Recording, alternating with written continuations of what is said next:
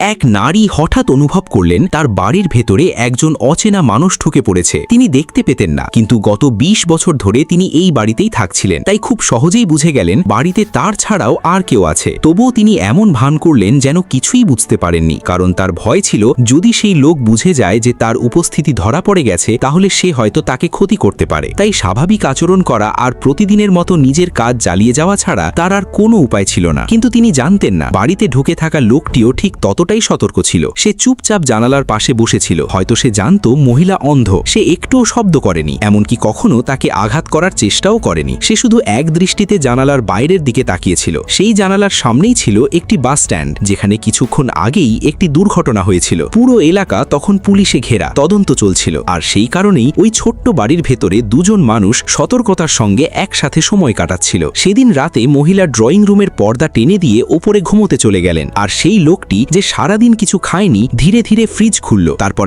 এক কামড় করে ব্রেড খেতে লাগলো। খাওয়া শেষ করে সে আবার জানালার পাশে গিয়ে বসল। সারা রাত দেয়ালে হেলান দিয়ে মেঝেতে বসে বাইরের দিকে তাকিয়ে রইল।